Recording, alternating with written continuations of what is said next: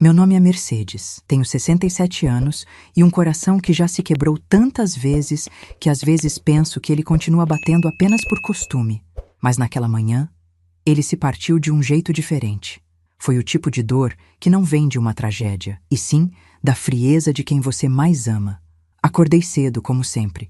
O sol ainda nem tinha tocado as janelas da cozinha, e eu já estava de avental, mexendo na massa do bolo de laranja que o Lucas, meu filho, sempre amou. O cheiro da casca ralada misturado com o som do liquidificador me trazia paz. Era uma lembrança viva dos tempos em que ele era pequeno e corria pela casa gritando: "Mãe, já tá pronto?" Antes mesmo de o forno aquecer. Mas agora ele mal falava comigo. Desde que meu marido Ernesto partiu, a casa que eu ajudei a construir ficou grande demais, vazia demais. Lucas insistiu que eu me mudasse para morar com ele e a esposa.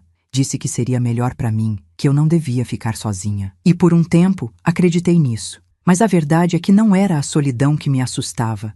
Era o desprezo disfarçado de convivência.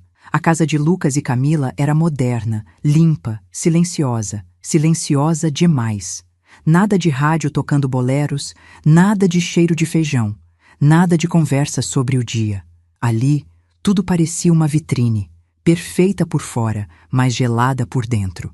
Camila me tratava com aquela polidez cortante de quem sorri, mas quer distância. "Deixe que eu cuido disso, Mercedes", ela dizia, sempre que eu tentava ajudar. Ou então, "A senhora não precisa se preocupar com isso. A senhora", como se eu fosse uma estranha, como se o sangue do homem que ela chamava de marido não corresse nas minhas veias.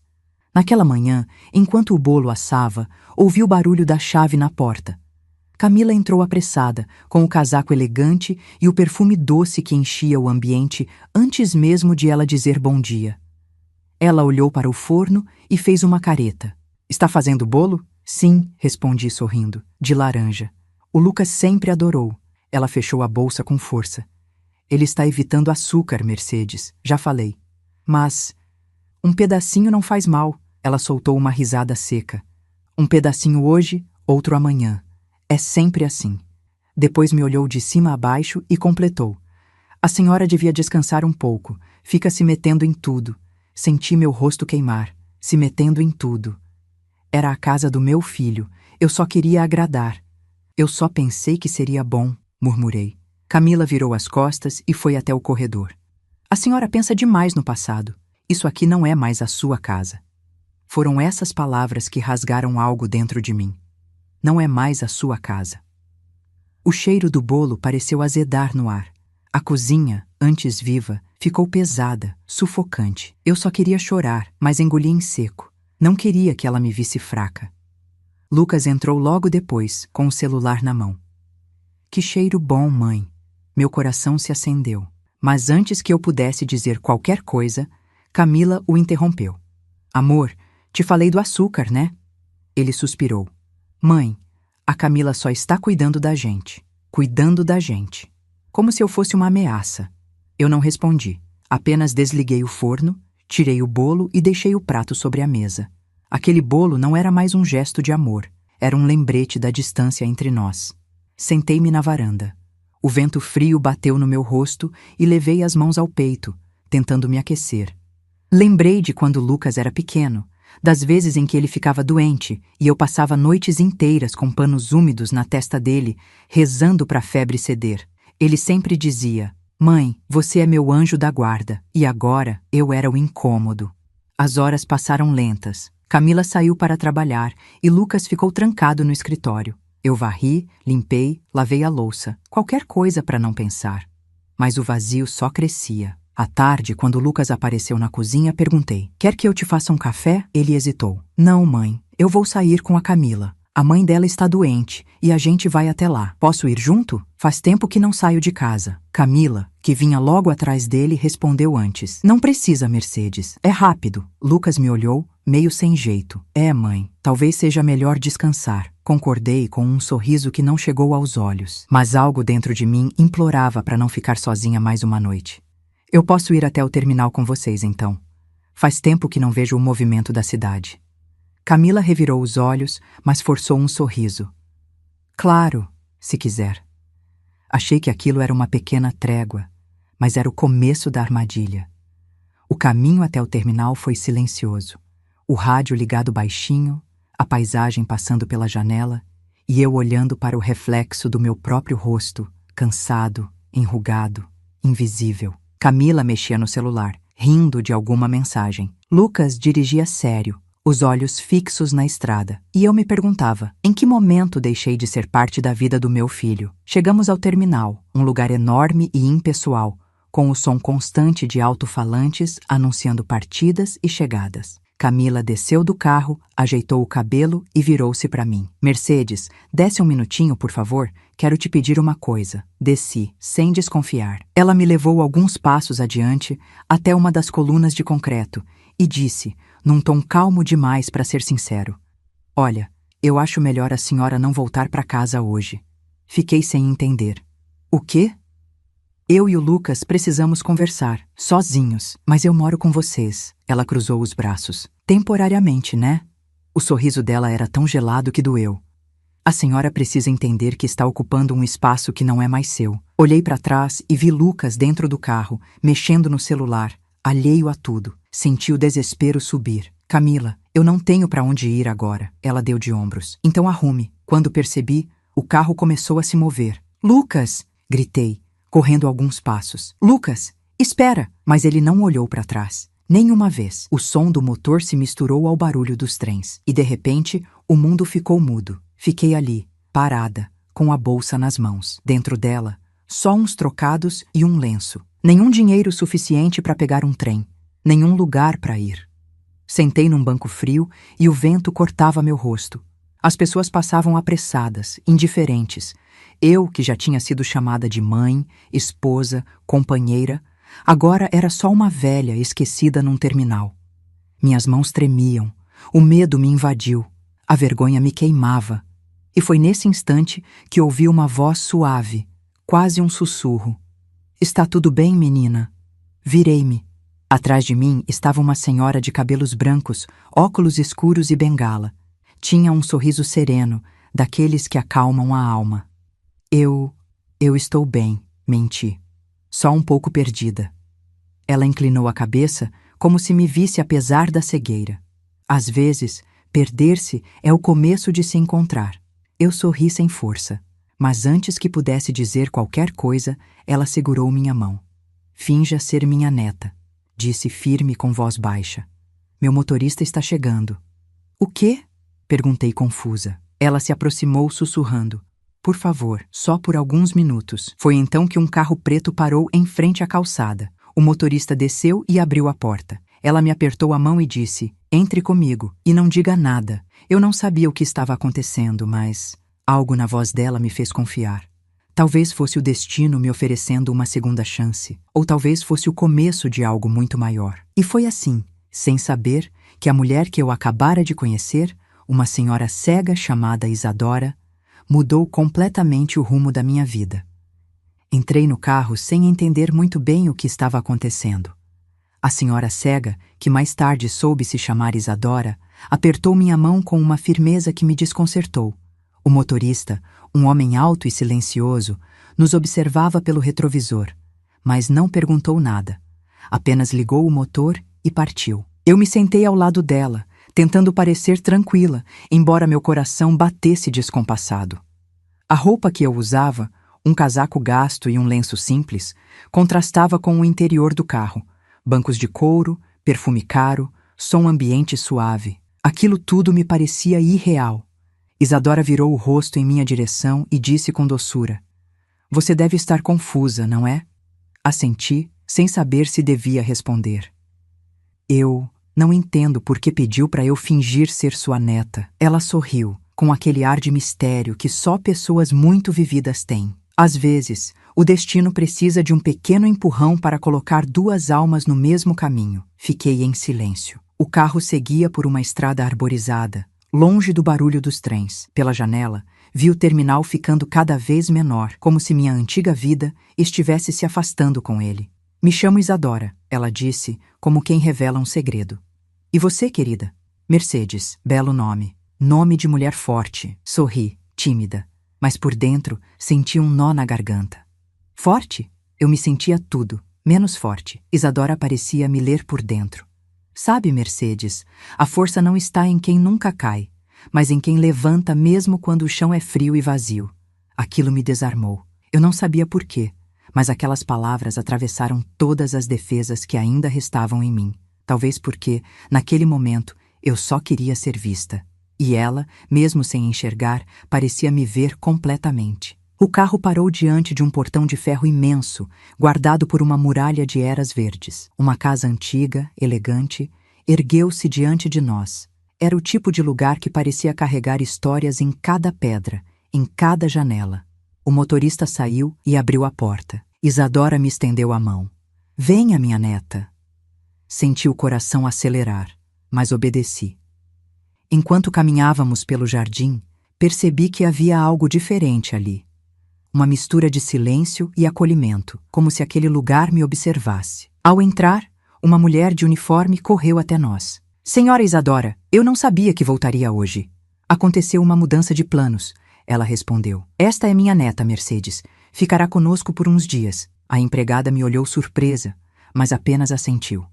Claro, senhora. Seja bem-vinda, dona Mercedes. Eu quis dizer que aquilo era um mal-entendido, que eu não era neta de ninguém, mas Isadora apertou meu braço discretamente, pedindo silêncio. Seguimos até uma sala ampla, decorada com móveis antigos e um piano coberto por um pano de renda.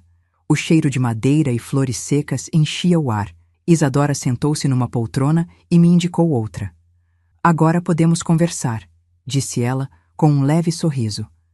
E antes que pergunte, sim, eu sabia que você não era minha neta. Fiquei sem reação. Então, por que fez isso? Ela apoiou as mãos na bengala e respirou fundo.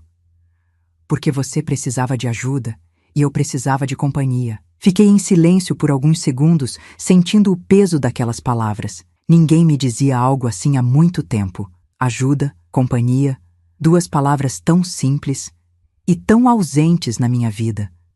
Eu não quero incomodar, murmurei. Só estou um pouco perdida. Todos estamos, Mercedes. Ela sorriu. Só que alguns disfarçam melhor. Ela pediu que a empregada preparasse chá. Enquanto esperávamos, contou que fora professora de música por mais de 30 anos e que perdera a visão há quase uma década. Vivia sozinha desde que o marido morrera e os filhos se mudaram para o exterior. No início, achei que a escuridão fosse o fim, confessou. Mas depois, percebi que só deixei de ver o mundo. Nunca deixei de senti-lo. Olhei para ela e pensei, como alguém que perdeu tanto pode ainda falar com tanta serenidade? O chá chegou. Eu estava faminta, mas tentei disfarçar. Ela percebeu, claro. Está com fome, pode comer. Peguei um pedaço de pão e senti o gosto simples e reconfortante de algo que eu não tinha há muito tempo. Cuidado. E agora, me conte, ela pediu, gentil. Quem a deixou naquele terminal? A pergunta me atravessou como uma lâmina. Demorei para responder. Minha nora. Ela ficou em silêncio. E o seu filho? Engoli seco. Estava junto. Ela pousou a xícara devagar. Então foi uma dupla cegueira. Como assim? Há quem perca a visão dos olhos e há quem perca a visão do coração. Senti as lágrimas subirem. Ela não me julgava. Não me perguntava o que eu tinha feito. Apenas compreendia. Isadora me ofereceu um lenço. Chore. É o primeiro passo para limpar o olhar. E eu chorei. Chorei tudo o que não chorei quando Ernesto partiu. Tudo o que calei quando Lucas se afastou. Chorei por mim, por ter me tornado invisível dentro da minha própria história. Quando consegui respirar de novo, ela disse baixinho, você não está aqui por acaso. Algo me diz que ainda tem muito para viver, Mercedes. Muito mais do que imagina. Naquela noite, dormi num quarto espaçoso, de lençóis macios e janelas altas. Mas o que realmente me envolveu não foi o conforto. Foi a sensação estranha e nova de pertencer, mesmo que por um instante, a algum lugar. Acordei com o som de um piano vindo do andar de baixo. Notas suaves, lentas, como se alguém estivesse tateando a melodia no escuro. Levantei e segui o som.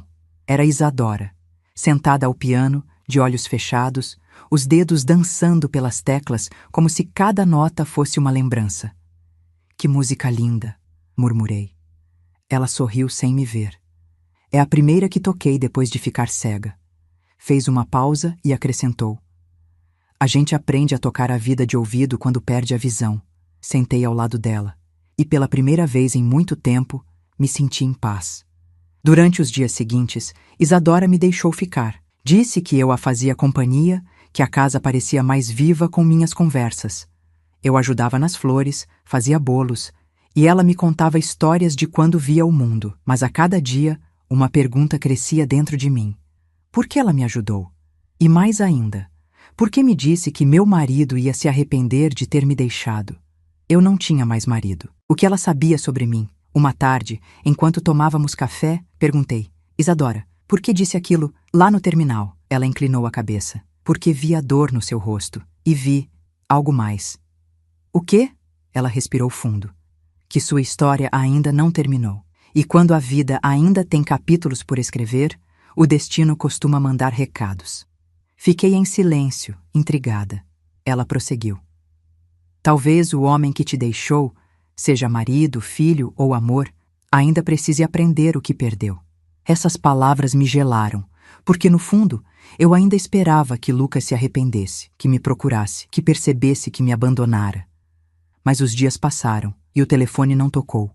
Nada. Uma semana depois, Isadora pediu que eu a acompanhasse até o jardim. O motorista nos levou até uma estufa de flores. Enquanto ele se afastava, ela me disse: Mercedes, posso te fazer um pedido? Claro. Fique aqui comigo por um tempo, não como hóspede, mas como amiga. Fiquei sem saber o que responder. Aquela mulher me oferecia o que ninguém mais havia me dado: um lugar, um sentido. Eu não quero ser um peso. Peso é o que a gente carrega por dentro. Ela sorriu. E você está carregando demais. Senti o nó na garganta novamente. Ela estendeu a mão e segurou a minha. Me prometa que vai me deixar te ajudar. E eu prometi. Naquela noite, enquanto olhava o teto do quarto, senti algo mudar. Pela primeira vez, não pensei em Camila nem em Lucas. Pensei em mim. E no estranho conforto de estar ao lado de alguém que via o invisível. Mas eu não fazia ideia de que aquela casa escondia segredos. Segredos que fariam minha vida mudar de forma definitiva. Se você gosta do nosso conteúdo e quer nos ajudar, se inscreva no canal. Isso ajuda muito a que histórias como a minha continuem sendo contadas. Histórias de mulheres que caíram, mas encontraram forças para se levantar. Os dias ao lado de Isadora começaram a transformar algo dentro de mim. Não foi de uma vez. Foi como o degelo lento depois de um inverno longo. Cada manhã tinha um novo pequeno gesto de ternura. Um chá servido, uma conversa sobre música, o toque suave das mãos dela me guiando pelo jardim. E cada noite, o silêncio daquela casa me convidava a pensar. Às vezes eu me perguntava, por que essa mulher me acolheu? E por que, toda vez que falávamos de perda, ela desviava o assunto como se escondesse algo atrás do sorriso? Mas eu não questionava. Depois de tanto tempo vivendo sob olhares de reprovação, estar em um lugar onde eu não precisava me justificar era como respirar ar puro. Isadora tinha uma sensibilidade que me impressionava. Mesmo sem ver, parecia perceber tudo. Quando eu estava triste, quando eu lembrava do Lucas, quando o nome da Camila ainda me feria. Ela nunca perguntava diretamente. Apenas dizia coisas como: o tempo não apaga o que a gente sente, Mercedes, mas muda o peso. Uma manhã, acordei antes do sol. O ar tinha cheiro de chuva e as janelas estavam embaçadas. Desci as escadas e encontrei a empregada, Clara, arrumando o corredor. Ela parecia nervosa, olhando para um canto da parede como se guardasse um segredo. Tudo bem, Clara? Perguntei. Ela hesitou. Sim, é que essa pintura sempre me dá arrepios. Olhei para onde ela indicava. Era um quadro antigo, coberto por um lenço de seda. Por curiosidade, me aproximei. O pano estava preso por um alfinete. Toquei de leve. E ele se soltou. Debaixo do tecido, havia um retrato de uma mulher jovem, com cabelos negros e olhos tristes. A pintura era linda, mas carregava uma melancolia estranha, como se o olhar dela me seguisse.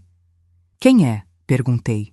Clara empalideceu. Era a filha da senhora Isadora. Ela tem uma filha? Tinha, respondeu baixando os olhos. Morreu há muitos anos. Senti um arrepio percorrer minha pele. De repente, lembrei das vezes em que Isadora falava que já perdera tudo, mas nunca mencionara a filha. Jamais. Quando Isadora acordou, eu hesitei antes de comentar, mas ela mesma trouxe o assunto à tona. Clara me contou que você viu o retrato. A voz dela estava calma, mas carregava um tom que nunca havia escutado antes. Uma mistura de dor e resignação. Eu não sabia que tinha uma filha, murmurei. Ela sorriu de leve. Não se preocupe, quase ninguém sabe. Fiquei em silêncio, respeitando o espaço dela. Mas Isadora, talvez sentindo minha inquietação, decidiu continuar. O nome dela era Teresa. Disse o nome devagar, como se o pronunciar fosse um ritual. Ela era doce, sonhadora e muito parecida com você. Comigo? Sim, mesmo olhar triste tentando fingir força. Senti o peito apertar. O que aconteceu com ela? Isadora apoiou as mãos na bengala. Se apaixonou pelo homem errado. Ela fez uma pausa longa. O som da chuva batendo nas janelas era o único ruído. Teresa se casou com um homem que a fez acreditar que o amor era obediência. Primeiro, ele a isolou dos amigos, depois da família. E quando ela quis voltar, já não havia porta aberta. No fim, ele foi embora e levou tudo: o dinheiro, a paz, o brilho dela. As lágrimas começaram a escorrer pelo rosto de Isadora. Eu a perdi sem poder vê-la ir embora. E quando ela morreu, eu já vivia na escuridão. Aquela confissão me partiu o coração. Era como se, de alguma forma, o destino tivesse unido duas mulheres que conheceram a mesma dor. Ser esquecidas por quem amavam. Isadora, me desculpe. Não, querida. Ela enxugou as lágrimas. Eu te trouxe para cá por um motivo. Desde o primeiro momento em que te ouvi falar, senti a voz da minha Teresa em você. Naquela noite, mal consegui dormir. A revelação me deixara em choque. Havia um peso no ar, como se o espírito da filha dela ainda rondasse aquele lugar. E havia algo mais. Por que Isadora dissera, no dia em que me encontrou, que meu marido se arrependeria de ter me deixado? O que ela sabia sobre mim? No dia seguinte, ao abrir a janela, vi o motorista conversando com alguém no portão. Era um homem de terno escuro, alto, com um semblante familiar. Ele entregou um envelope e foi embora. Curiosa, desci para perguntar. Quem era aquele homem, Clara? Ela hesitou. Um advogado. Trazia documentos para a senhora Isadora. Senti uma pontada de curiosidade, mas decidi não insistir. No entanto, durante o café, Isadora parecia distante. Mercedes, disse depois de alguns minutos de silêncio. Preciso te contar algo, mas quero que me ouça até o fim. Meu coração disparou. Ela colocou a mão sobre a minha. Lembra quando te disse que o destino manda recados? Às vezes ele também faz conexões que parecem absurdas. Que tipo de conexões? O homem que tirou minha filha de mim tinha o mesmo sobrenome do seu filho. Fiquei gelada. Como assim? Ele se chamava Lucas Andrade. O nome soou como um tiro. O ar me faltou. Eu tremi. Meu filho, meu Lucas. Mas Isadora prosseguiu, serena. Não pode ser o mesmo homem, claro. O tempo não permitiria. Mas o destino, Mercedes... O destino é um círculo que às vezes repete o nome dos culpados para que as vítimas reconheçam o espelho. Passei o resto do dia tentando entender o que aquilo significava.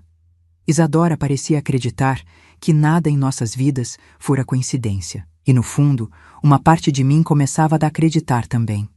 Naquela noite, antes de dormir, decidi escrever uma carta, não para Lucas, nem para Camila, mas para mim mesma. Escrevi. Hoje, talvez pela primeira vez, não me sinto descartável. Talvez exista um motivo para eu ainda estar aqui. Mas o destino não tinha terminado de me surpreender. No dia seguinte, eu encontraria algo que mudaria tudo. Um segredo guardado dentro do quarto proibido de Isadora. E nele, uma verdade que me faria duvidar de tudo o que eu acreditava sobre amor, perda e perdão. A noite caiu pesada, silenciosa, como se a própria casa respirasse com cuidado. Depois da conversa com Isadora, o nome Lucas Andrade ecoava na minha cabeça como uma batida de relógio insistente. Não podia ser coincidência, mas também não podia ser verdade. Deitei-me, mas o sono não veio. Cada estalo da madeira, cada sussurro do vento parecia me chamar pelo nome. Levantei. O corredor estava quase às escuras, iluminado apenas pelo brilho tímido da lua atravessando as cortinas. Enquanto caminhava, notei algo que nunca tinha percebido antes. A porta no fim do corredor, aquela que sempre permanecia fechada, estava entreaberta. Um feixe de luz fina escapava da fresta. Meu coração começou a bater mais rápido. A curiosidade me puxava, mas o medo tentava me segurar. Dei um passo, depois outro. Empurrei a porta devagar. O quarto era pequeno, coberto de poeira e silêncio. Na parede, dezenas de retratos antigos, a maioria de uma jovem de cabelos escuros, Teresa. Mas havia algo diferente naquele cômodo. Na escrivaninha, entre caixas e papéis, havia um álbum de fotografias recentes. Parei. A capa era de couro, nova, contrastando com o resto das coisas. Abri. E ali, no meio das páginas, o mundo desabou de novo. Havia uma foto minha. Eu, sentada no banco do terminal, com a mesma roupa que usava no dia em que Camila me deixou. A foto fora tirada de longe, como se alguém me observasse sem que eu soubesse. Virei as páginas, o coração disparado. Mais fotos. Eu caminhando com Isadora, eu entrando no carro dela, eu no jardim da casa. Todas recentes, todas tiradas sem o meu conhecimento. Senti um frio percorrer minha espinha. Meu instinto dizia para fechar o álbum e fingir que nunca o tinha visto, mas minha razão gritava: quem tirou essas fotos? Foi quando ouvi a voz dela atrás de mim. Eu sabia que você acabaria encontrando. Virei devagar. Isadora estava parada na porta, com a bengala nas mãos, o rosto sereno. Mas havia algo diferente no tom da voz dela, uma firmeza quase sombria. O que é isso, Isadora? Perguntei com a voz trêmula. Por que há fotos minhas aqui? Ela entrou lentamente no quarto, tateando o caminho com a bengala. Sente-se, Mercedes. Acho que está na hora de contar o resto. Sentei-me, ainda confusa, segurando o álbum contra o peito. Eu não te encontrei por acaso naquele terminal, ela começou. E você não foi apenas uma desconhecida que precisei para fingir ser minha neta. Então por quê? Ela respirou fundo. Porque eu já sabia quem você era. Senti o sangue gelar. Me conhecia? Como? O motorista, o homem que trabalha comigo há anos, é sobrinho de alguém que conheceu seu filho. Ele me contou o que aconteceu. Disse que havia uma mulher sendo deixada no terminal, sozinha, que era idosa, e que o filho fora embora sem olhar para trás. Ela fez uma pausa, a voz embargada, e naquele instante eu soube que era um sinal. Um sinal? Sim. Ela se sentou de frente para mim. Um sinal de que eu podia salvar outra mulher da mesma dor que matou a minha filha. Fiquei sem ar. Por um momento, não sabia se devia sentir gratidão ou medo. Então você mandou me buscar? Mandei observar o terminal, sim. Pedi que tirassem fotos para confirmar se era você. Eu precisava ter certeza. Me levantei, atordoada. Você me espionou. Eu te protegi, Mercedes. A voz dela tremia. Eu só queria ter uma chance de fazer o que não consegui fazer por Teresa. Impedir que alguém fosse destruída pelo abandono. Andei pelo quarto, sem saber o que pensar. As fotos, o cuidado, a gentileza, tudo agora parecia uma armadilha, uma história montada. E o que mais você sabe sobre mim? Perguntei quase gritando. Tudo o que o coração me deixou sentir, respondeu, calma. Que você ainda carrega amor demais por quem não merece e culpa demais por erros que não são seus. As lágrimas começaram a cair sem que eu percebesse. Ela se aproximou, estendendo as mãos no ar, tentando me encontrar. Eu errei com a minha filha, Mercedes, e não suportaria ver você repetir o mesmo destino. A voz dela quebrou. Quando te vi no terminal perdida, ouvi o mesmo som que ouvi no dia em que Teresa me ligou pela última vez. O som de uma mulher prestes a desistir de si. Meu coração se partiu outra vez, e dessa vez entendi. Ela não era uma estranha, era uma mãe tentando curar sua própria ferida através de mim. Abracei-a. Ela tremeu, e pela primeira vez choramos juntas. Duas mulheres unidas não pelo sangue, mas pela dor. Mas o destino ainda tinha mais uma reviravolta guardada. Enquanto saíamos do quarto, algo caiu do álbum e se espalhou pelo chão. Uma folha amarelada, escrita à mão. Peguei. Era uma carta, endereçada a Lucas Andrade. O nome do meu filho. Isadora congelou. Isso não devia estar aí. Olhei para ela sem entender. Você conhece o meu filho? Ela respirou fundo e uma lágrima escorreu devagar pelo rosto cego. Não diretamente, mas acho que chegou a hora de você saber tudo. O chão pareceu desaparecer sob meus pés. E mais uma vez, o passado que eu achava enterrado começou a voltar à superfície. Segurei a carta com as mãos trêmulas. O papel era antigo, o tipo que guarda o cheiro do tempo e das lágrimas. O nome Lucas Andrade estava escrito em letras firmes e por um instante me faltou ar. Isadora, por que essa carta está endereçada ao meu filho? Perguntei, tentando manter a voz firme. Ela se aproximou devagar, guiando-se pela bengala até a poltrona. Sentou-se, respirou fundo e disse: porque há coisas que o destino repete e outras que ele tenta corrigir. Explique, por favor. Essa carta, ela passou os dedos sobre o papel. Não foi escrita para o seu Lucas. Foi escrita para outro homem com o mesmo nome, o Lucas que destruiu a minha filha. Fechei os olhos por um momento. A coincidência era cruel demais para ser apenas acaso. Quando Teresa morreu, continuou Isadora, eu escrevi essa carta. Nunca cheguei a enviá-la. Escrevi para me libertar, para dizer tudo o que não consegui dizer em vida, mas nunca tive coragem de rasgar. Guardei aqui, junto das memórias que mais doem. Ela fez uma pausa longa. E o dia em que te encontrei, Mercedes, percebi que essa carta tinha finalmente encontrado o caminho de volta, que ela devia chegar às mãos de outro Lucas. Senti o coração apertar. Às mãos do meu filho? Sim, ele precisa ouvir o que um coração de mãe é capaz de perdoar e o que jamais deve repetir. Olhei para a carta tentando conter as lágrimas. Isadora prosseguiu, num tom quase de confissão. Talvez ele ainda não perceba o que fez com você. Talvez ainda esteja cego pelo orgulho. Mas o amor de uma mãe, mesmo ferido, sempre encontra uma forma de tocar o filho. As palavras dela me atravessaram. Por um instante, imaginei o rosto de Lucas, o menino que eu embalei tantas vezes, o homem que agora vivia como se eu fosse um fardo. Será que ele pensava em mim? Será que sentia remorso? Leia a carta, Mercedes, pediu Isadora, em voz alta. Abri o envelope com cuidado. A letra tremida preenchia as linhas com emoção contida. Lucas, um dia você vai entender que o amor que controla não é amor, é medo. Que o silêncio que exige obediência mata mais devagar do que a violência, mas mata do mesmo jeito. Você levou o que havia de mais puro na minha filha, e o que restou de mim foi apenas uma mãe tentando perdoar o imperdoável. Não escrevo para te culpar, mas para avisar. Toda dor que se causa a alguém, um dia volta. Às vezes, volta na forma de arrependimento, outras na forma de solidão. E se algum dia uma mulher te olhar com os mesmos olhos que Teresa me olhava, saiba que você já foi perdoado, porque alguém pagou o preço por você, Isadora. Terminei de ler com a voz embargada. O silêncio que se seguiu parecia palpável. Isadora apenas abaixou a cabeça e sussurrou. O amor e a dor andam de mãos dadas, Mercedes. Mas o perdão é o único que caminha sozinho. Ficamos em silêncio por um longo tempo. O som distante da chuva batendo nas vidraças preenchia a sala. Então ela voltou a falar, mais suave. Você precisa entregar essa carta ao seu filho, não como acusação, mas como espelho. Não sei se consigo, respondi. Ele não quer me ver. Então envie. Ele rasgaria. Mas antes disso, ele leria. E isso já basta. Aquela frase ficou ecoando na minha cabeça. Enviei um olhar demorado para a carta, tentando reunir coragem. Era como se o papel queimasse nas minhas mãos.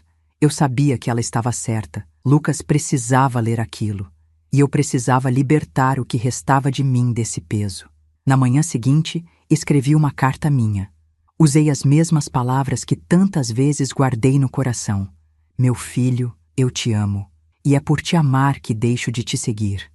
O amor que implora a presença deixa de ser amor e vira dependência. E eu, Lucas, não quero mais mendigar o direito de existir ao seu lado. Sua mãe, Mercedes. Coloquei as duas cartas no mesmo envelope. Entreguei ao motorista. Leve isto para o endereço do meu filho, pedi. E, por favor, não diga quem enviou. Ele assentiu em silêncio. Durante 2 dias, vivi entre a ansiedade e o alívio. Parte de mim esperava um telefonema, um sinal, qualquer coisa. Mas nada aconteceu. No 3º dia, o som de passos apressados ecoou pelo corredor. Era Clara, pálida. Dona Mercedes, há um homem lá fora. Diz que precisa falar com a senhora. Meu coração disparou. Quem é? Ele não quis dizer o nome. Só pediu para ver a senhora pessoalmente. Fui até o hall. E quando a porta se abriu, o ar me faltou. Era Lucas. Ele estava ali, de pé, com o rosto abatido, os olhos marejados. Parecia ter envelhecido anos desde a última vez que o vi. Mãe, Disse com a voz rouca. Eu li a carta. As lágrimas começaram a descer antes que eu pudesse responder. Ele se aproximou devagar, como quem teme o próprio perdão. Eu não sabia o que estava fazendo. Eu me deixei levar pela Camila, pelas brigas, pelo orgulho. Eu errei tanto, mãe. Eu o olhei, tentando reconhecer o filho que um dia eu embalei. E no fundo dos olhos dele, vi o menino outra vez, aquele que me chamava de anjo da guarda. Eu só queria que você me perdoasse, ele sussurrou. Abracei-o, sem dizer uma palavra. Porque às vezes o perdão não precisa de som, só de presença. Horas depois, quando ele foi embora, encontrei Isadora no jardim. Ela estava sorrindo, o rosto virado para o sol, como se pudesse ver de novo. Ele veio, não veio? Perguntou. Veio, respondi, e eu o perdoei. Ela assentiu devagar. Então, minha filha finalmente descansará. Olhei para ela surpresa. Como assim? Porque quando o perdão se cumpre em outra vida, as almas se libertam juntas. Fechei os olhos. O vento soprou entre as árvores e juro que por um instante senti o perfume suave de laranjeiras. O mesmo cheiro que sempre marcava o bolo do Lucas quando criança. Foi como se o passado tivesse sido devolvido ao lugar certo. Aquela noite foi a primeira em que dormi sem dor. E ao amanhecer, quando desci para agradecer a Isadora, encontrei apenas um bilhete sobre o piano. Querida Mercedes, já cumpri o que precisava nesta vida. Agora você deve viver a sua. O amor, quando se torna luz, não precisa mais de olhos para ser visto. Isadora.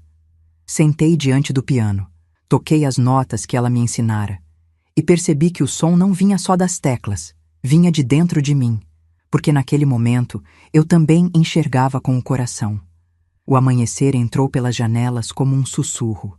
A luz tocava as cortinas, dançando sobre o piano onde Isadora deixara o último bilhete. Aquela ausência era diferente de todas as que eu já havia vivido. Não doía. Era leve, como se a alma dela ainda permanecesse ali, escondida entre as notas que ecoavam na memória. Toquei as teclas. Elas estavam frias. O som que saiu foi suave, quase tímido, e se espalhou pela casa vazia. Cada nota parecia me dizer: continue. Eu obedeci. Fechei os olhos e deixei que os dedos seguissem o caminho sozinhos. Por um instante, senti que Isadora tocava comigo, e então percebi que o silêncio não era ausência, era presença em forma de calma. Durante os dias seguintes, a casa parecia suspensa no tempo. Clara andava devagar pelos corredores, como se temesse quebrar o encanto. O motorista vinha todas as manhãs, mas já não havia ordens, nem destinos. Tudo era pausa. E no meio dessa quietude, uma certeza crescia dentro de mim. Eu não podia continuar ali. Isadora havia me dado abrigo, mas também me deixara uma missão. Reencontrar a vida fora daquela casa. Viver, não apenas sobreviver. Passei horas olhando o retrato de Teresa. Os olhos dela, antes tristes, pareciam diferentes agora. Serenos, quase gratos. Peguei o lenço que cobria a moldura e o dobrei com cuidado. Pode descansar, Teresa, murmurei. Sua mãe está em paz. Quando saí do quarto, o som de passos leves ecoou atrás de mim. Era Clara. Trazia um envelope pálido nas mãos. Encontrei isto entre as partituras do piano, disse. Acho que era para a senhora. Abri. Dentro havia uma carta curta, escrita com a caligrafia elegante de Isadora. Mercedes, se estiver lendo isto, é porque o destino cumpriu o que eu esperava. O perdão abre caminhos. Siga o seu. Use o que deixei para recomeçar. A casa agora é sua. E fiquei sem ar. A casa? Isadora deixara tudo para mim? O chão pareceu balançar. Não era pelo valor das coisas, mas pelo gesto.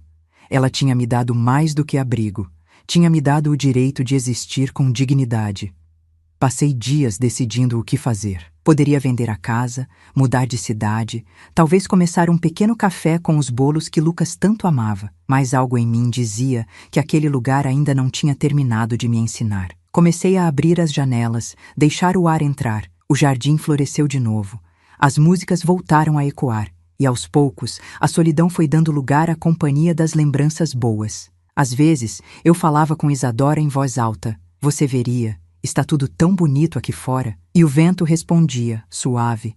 fazendo as flores se curvarem como se dissessem eu sei. Certa tarde, enquanto regava o jardim, ouvi o som de um carro estacionando. Meu coração acelerou. Por um segundo, temi que fosse apenas o carteiro, mas era Lucas. Dessa vez, não trazia culpa no rosto. Trazia flores, lírios brancos, os preferidos de Isadora. Vim agradecer, disse, por tudo. Ele olhou ao redor. Este lugar parece outro. Ele sempre foi assim. A gente é que não sabia ver. Sorrimos. O vento moveu as folhas e o som das teclas do piano soou lá dentro, como se alguém o tocasse. Lucas se virou assustado. Mãe, ouviu isso? Ouvi, respondi, com um sorriso. É só Isadora nos lembrando que o amor continua. À noite, escrevi no meu caderno. Hoje aprendi que o silêncio não é vazio, é apenas a pausa antes da próxima melodia. Fechei o caderno e deixei-o sobre o piano. Sabia que ainda havia muito a contar. A vida estava apenas recomeçando. No dia seguinte à visita do Lucas, acordei com uma certeza pacífica. A casa não era um cofre para guardar lembranças. A casa era um peito. Precisava respirar. Abri todas as janelas. O cheiro de terra úmida invadiu as salas. Clara trouxe café forte e pão recém-saído do forno. Escrevi num papel simples, com a minha letra trêmula, e colei no portão com fita. Aulas de piano e tardes de chá para vizinhos. Entrada livre. Não pensei em dinheiro. Pensei em vozes, em passos, em risos no corredor, onde por tanto tempo só se ouviu o ranger da madeira. Na primeira tarde, apareceram 3 pessoas. Uma menina com o uniforme da escola, um senhor de boina e uma mulher cansada, com mãos de quem lava a louça a vida inteira. Sentei todos na sala do piano. Toquei 2 notas para quebrar a timidez e ofereci chá de erva cidreira. A menina disse que chamava Estela e que o pai fora embora. O senhor de boina contou que perdera a esposa e que não tocava desde então. A mulher de mãos gastas chamou-se Ivone e confessou que só queria ouvir alguém falar baixo com ela por alguns minutos. A música fez o que sempre faz quando alguém a chama com honestidade. A sala ficou mais leve, as paredes recuaram, o mundo entrou de meias para não acordar a dor. Quando terminaram, a menina riu pela primeira vez. O senhor respirou fundo, sem soluçar, e Ivone segurou minha mão com gratidão muda. Vi Isadora naquele gesto como um reflexo doce sobre a água. A notícia correu pelo bairro. No terceiro encontro, já eram 12. Mães, netos, viúvos, gente que não cabia em lugar nenhum. Trouxeram biscoitos, flores do quintal, um retrato antigo para pendurar no corredor. Eu organizava as cadeiras, Clara preparava o chá e o motorista arrumava as bicicletas das crianças no jardim como se fossem cavalos de corrida. A casa aprendeu outra vez a respirar. Lucas começou a aparecer com mais frequência. Vinha ajudar com pequenos concertos, comprava lâmpadas, trocava o batente da porta, subia numa escada que fazia barulho só de olhar. Falava pouco, trabalhava muito. O silêncio dele já não machucava. Era o silêncio dos que constroem. Quando terminávamos, sentávamo-nos no degrau da varanda. Ele contava histórias de garoto, de quando eu lhe dava bolo de laranja na madrugada, e eu ouvia, segurando as mãos que agora eram maduras e tinham calos de homem. Um dia, com os olhos baixos, ele disse que Camila não gostara nada de saber das cartas. A palavra queimou como brasa velha.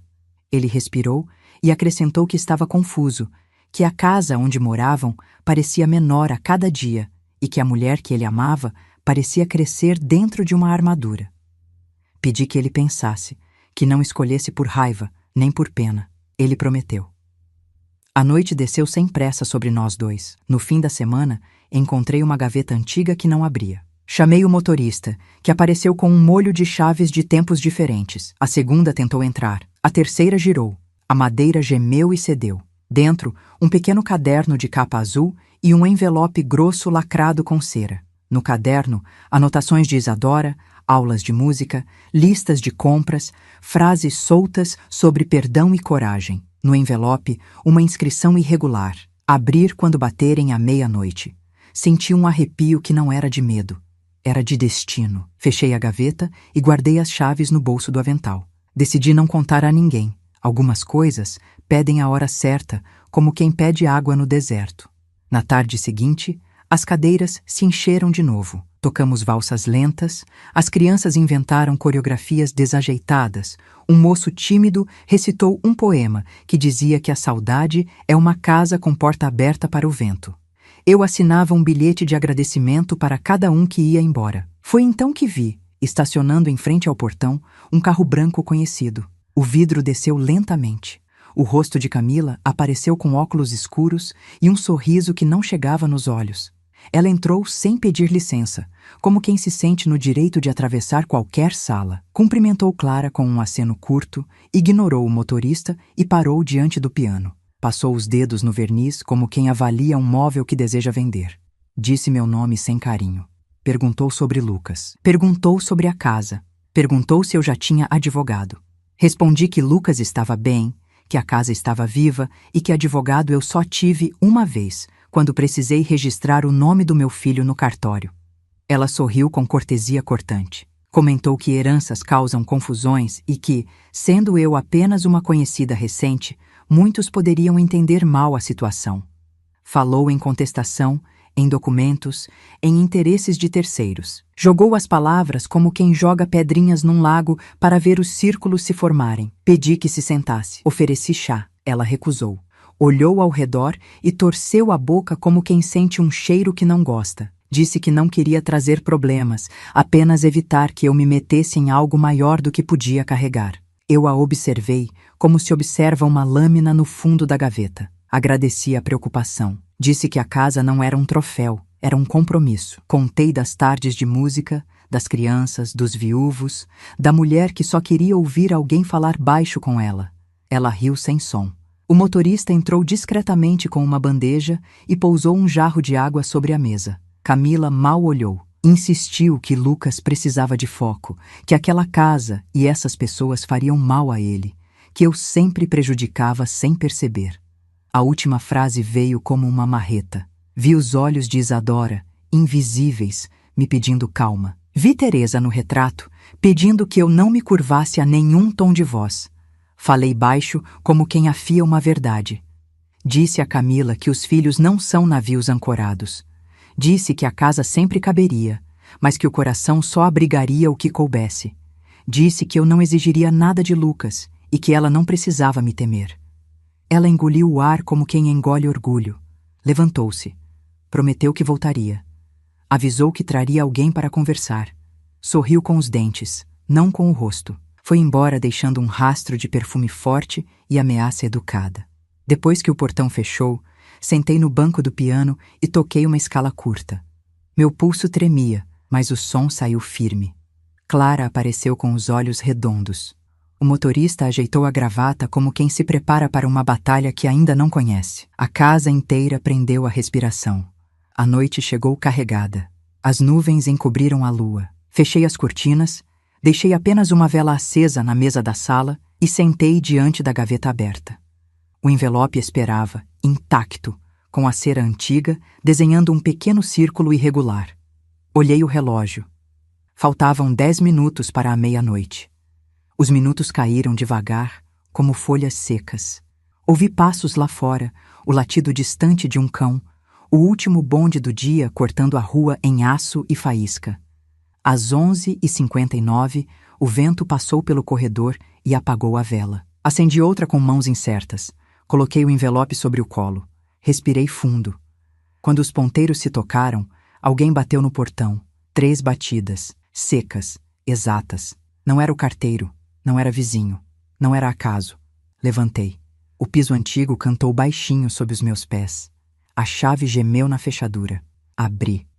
Do outro lado, um senhor de cabelos prateados e sobretudo escuro segurava um chapéu com as 2 mãos. Os olhos dele tinham uma melancolia que eu reconheci na hora. Ele disse o nome devagar, como quem devolve um retrato ao lugar. Disse que era filho de Isadora. Disse que vinha buscar o que a mãe deixou para mim. Disse que havia uma condição não cumprida no testamento. A vela tremulou entre nós dois. O envelope pesou no meu colo como pedra de rio. Ele apontou com o queixo para a mesa, onde o lacre brilhava sob a cera. Perguntou se eu já tinha aberto. Respondi que não. Ele respirou. Disse que o que estava ali podia nos salvar, ou nos dividir para sempre. A casa ficou tão silenciosa que ouvi meu próprio coração responder. Baixei os olhos para o envelope. Rompi o lacre. A noite prendeu a respiração comigo, e então li a primeira linha. Mercedes, se esta carta chegou até você, é porque confiei em que o destino se encarregaria de juntar o que o tempo separou. A caligrafia de Isadora tremia, mas cada palavra tinha o peso de uma confissão. Continuei a leitura enquanto o filho dela permanecia imóvel, as mãos ainda segurando o chapéu contra o peito. Tudo o que possuo está em ordem, a casa, o jardim e o piano. Mas há algo que não pertence nem ao mundo, nem ao dinheiro. Há uma partitura que escrevi com minha filha e só uma pessoa deve tocá-la. Se você, Mercedes, conseguir fazê-la soar inteira, a casa é sua para sempre. Se não, devolva-a ao meu filho. Ele saberá o que fazer. Levantei o olhar. Uma partitura? Perguntei. Ela nunca falou disso. O homem assentiu.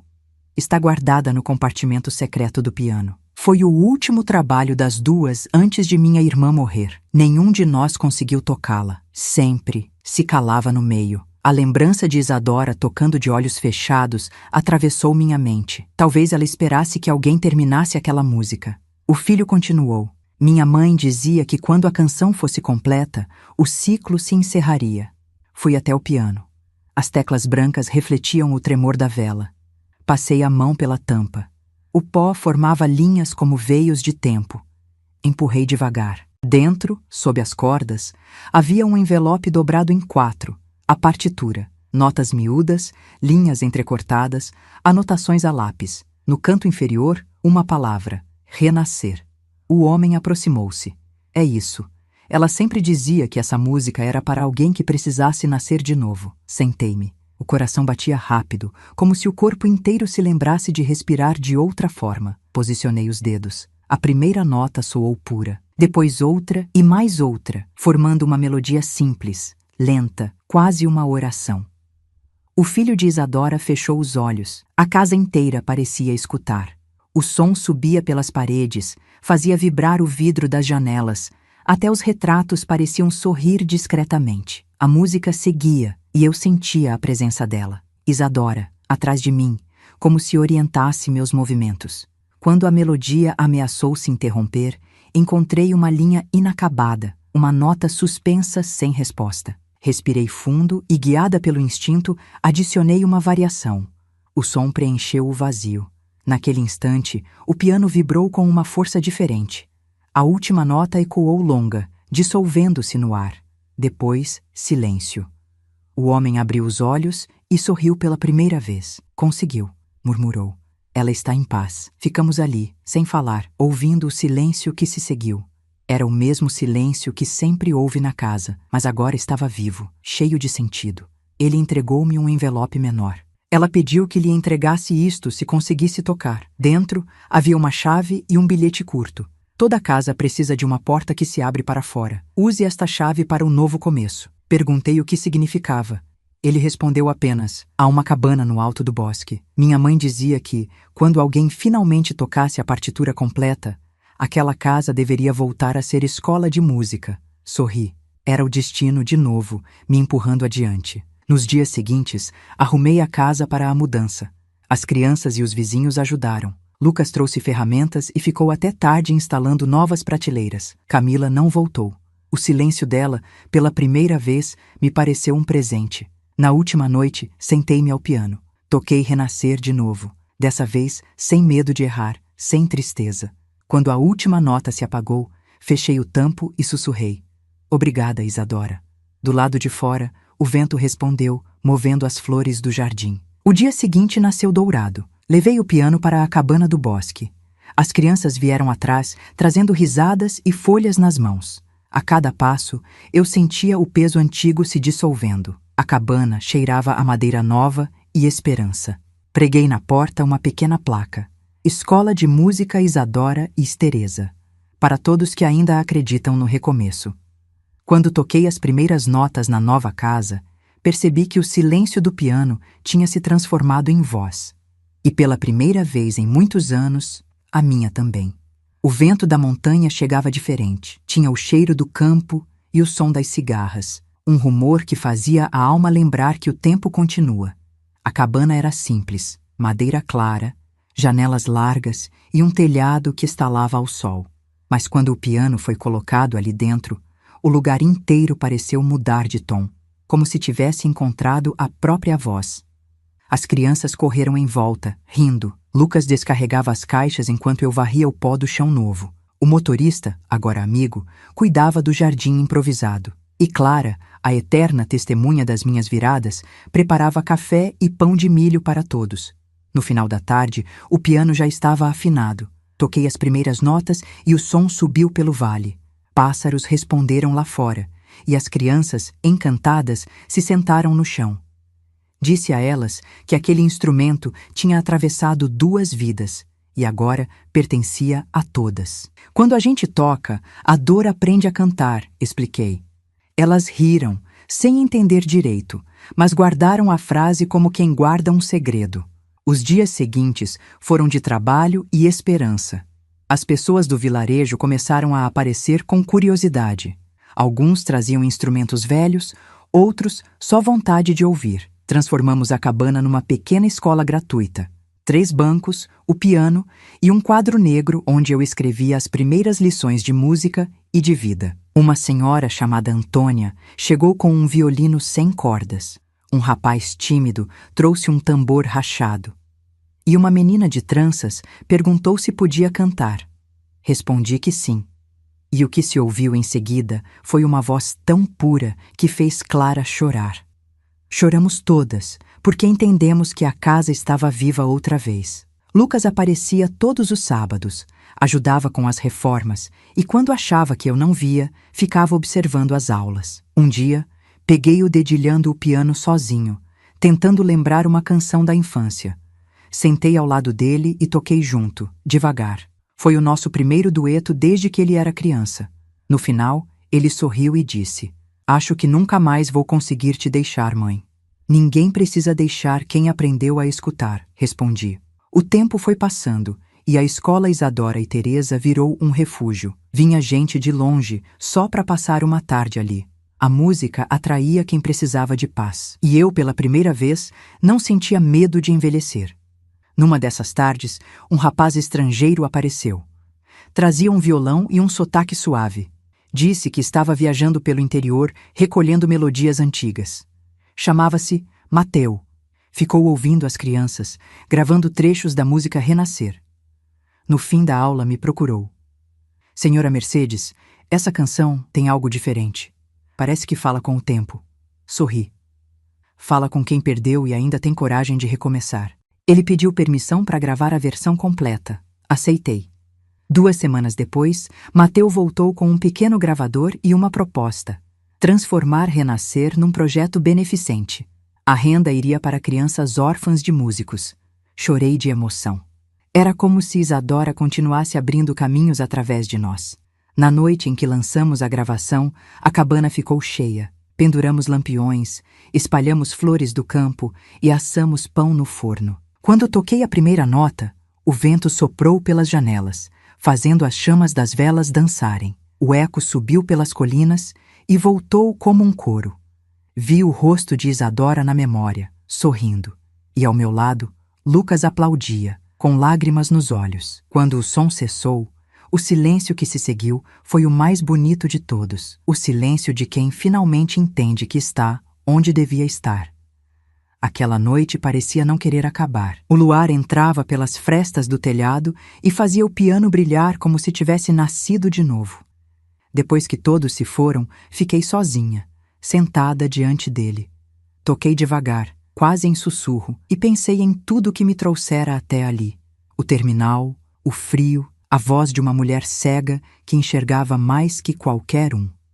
No dia seguinte, a escola amanheceu cheia. A gravação de Renascer tinha se espalhado. Chegaram pessoas de outros vilarejos, curiosas para conhecer a casa que canta. Vi crianças correndo, mães sorrindo, velhos contando histórias que há anos não tinham a quem contar. Cada risada, cada passo ecoava como uma nota. Era como se Isadora tivesse deixado um coração batendo dentro das paredes. Mateu montou um pequeno estúdio no sótão.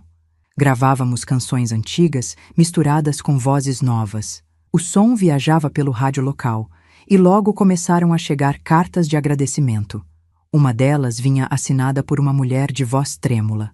Ouvir renascer me fez perdoar meu pai. Obrigada por lembrar que ainda se pode começar outra vez. Guardei essa carta no mesmo lugar onde um dia guardei minhas lágrimas. Agora era o espaço do perdão. Lucas começou a ficar mais tempo na cabana. Às vezes vinha sozinho, outras trazia malas. Um dia confessou que o casamento dele tinha terminado. Não havia ódio, apenas cansaço. Eu o ouvi em silêncio. Depois de tudo, aprendi que consolo não se dá com conselhos. Apenas toquei uma melodia curta, e ele chorou. Quando levantou o rosto, sorriu e disse que queria ficar por um tempo. Fique o quanto precisar, meu filho, respondi. Esta casa é de quem aprende a escutar. Com o passar dos meses, a escola se tornou um símbolo da vila. Vieram jornalistas, fotógrafos, curiosos, mas o que realmente importava era o que acontecia nas tardes simples, o coro das crianças, o cheiro de bolo, o som do vento misturado às notas do piano. Em cada visita, eu contava um pedaço da história de Isadora e Teresa, nunca com tristeza, com gratidão.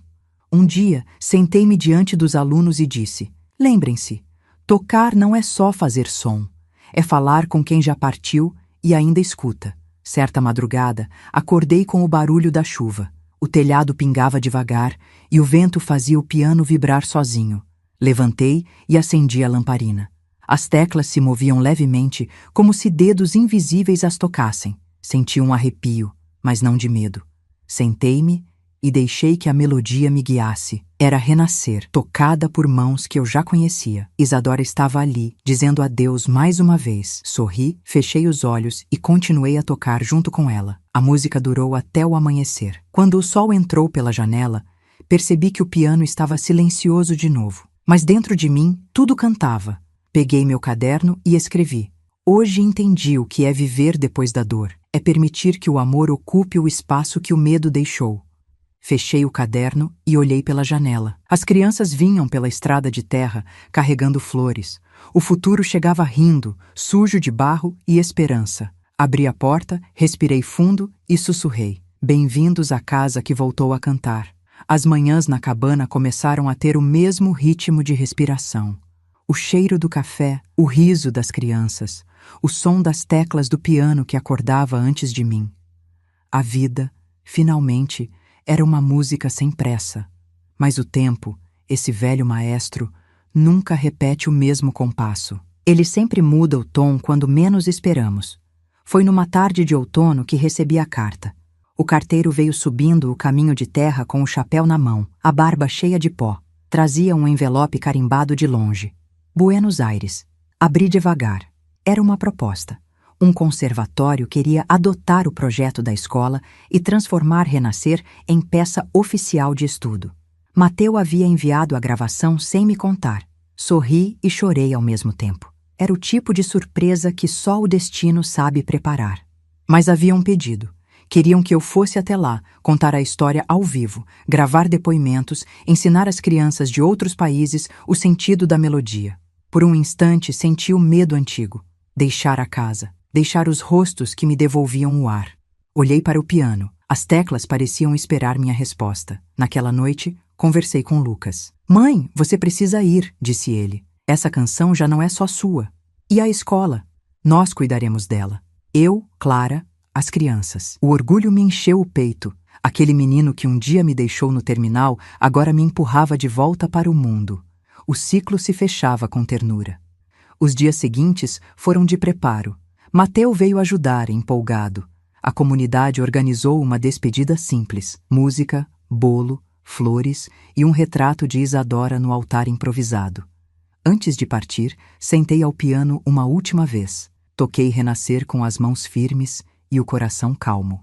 Quando a última nota se espalhou, o silêncio foi tão bonito que parecia uma bênção. No dia da viagem, Lucas me acompanhou até a estação de trem. A mesma onde, meses atrás, Camila me deixara, mas agora era diferente. O ar tinha cheiro de perdão. O mesmo banco onde chorei me esperava sob o sol. Sentei-me e sorri. Era como voltar ao ponto exato de onde tudo começou, só que com outro coração. Lembra, mãe? Disse Lucas, sorrindo. Aqui foi onde tudo mudou. Foi onde morri um pouco e onde renasci. Ele me abraçou forte e percebi que o menino ainda estava ali, escondido no homem. O apito do trem soou. Entrei no vagão levando apenas uma mala pequena e o caderno azul de Isadora. Lá dentro, anotei. Não existe fim. Existe apenas o momento em que a dor aprende a cantar em outro idioma. A viagem foi longa, mas o coração leve. Do lado de fora, os campos passavam em tons de dourado. Em cada curva da estrada, parecia que o destino acenava de volta. Fechei os olhos e ouvi o som distante de um piano misturado ao das rodas sobre os trilhos. Era como se Isadora estivesse dizendo: vai, Mercedes, ainda há canções esperando por você. Sorri. E pela primeira vez em muitos anos, não tive medo do que viria. Cheguei a Buenos Aires numa manhã fria e luminosa. O ar cheirava a pão recém-saído das padarias, e o ruído da cidade parecia um coro improvisado. Mateu me esperava na plataforma, acenando. Atrás dele, uma equipe do conservatório. Gente jovem, instrumentos pendurados nos ombros, sorrisos curiosos. Bem-vinda, senhora Mercedes, disseram. Todos querem ouvir a história da canção. Fiquei sem palavras. Nunca imaginei que renascer atravessaria fronteiras. O conservatório era um prédio antigo, com janelas azuis e o chão gasto de tanto sonho que já havia passado por ali. Levaram-me até uma sala com um piano de cauda. Sentei e passei as mãos pelas teclas. O som era limpo, vibrante. Mateu pediu que tocasse. Toquei. Cada nota parecia conversar com o ar, com os rostos atentos, com o passado inteiro. Quando terminei, ninguém se mexeu. Depois vieram os aplausos, demorados, daqueles que não são só de cortesia, são de reconhecimento.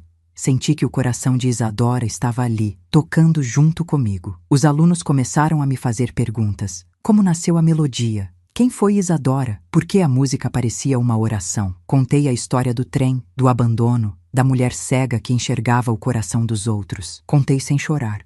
E quando terminei, havia silêncio, o mesmo silêncio que sempre anuncia a paz. Uma das meninas se aproximou. Tinha olhos claros e um pequeno colar com uma nota musical. Senhora, puedo abrasá-la? Perguntou. Assenti. O abraço dela foi leve, mas me fez entender que a música tinha cumprido o seu destino. Fiquei na cidade por um mês. Gravei aulas, entrevistas e cada noite terminava diante do piano, tocando Renascer. Recebia cartas das crianças da minha escola na montanha. Lucas escrevia contando que as flores do jardim estavam desabrochando e que as tardes de música continuavam cheias. Clara dizia que as risadas agora eram o novo hino da casa. No último dia, antes de voltar, caminhei pelas margens do rio. O pôr do sol tingia tudo de cobre. Sentei num banco e tirei do bolso o caderno de Isadora. Havia uma página em branco no final. Peguei uma caneta e escrevi. Terminei o que começamos. O piano voltou a cantar. A dor virou canção. E eu aprendi que recomeçar é apenas continuar com o coração limpo. Fechei o caderno e sorri. O vento passou, leve, como se alguém soprasse aprovação. Voltei à montanha numa tarde dourada. As crianças vieram correndo. Lucas me esperava na varanda e o som do piano enchia o ar. Quando entrei, percebi que o retrato de Isadora e Teresa agora pendurava acima do instrumento. A casa estava mais viva do que nunca. Toquei uma vez mais Renascer, e todos cantaram junto. A melodia subiu pelas janelas, foi levada pelo vento e desapareceu no horizonte, onde o sol se despedia.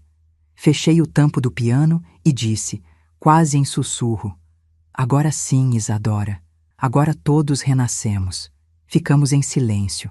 O silêncio que segue quando a música cumpre sua promessa. O silêncio da paz. Fim.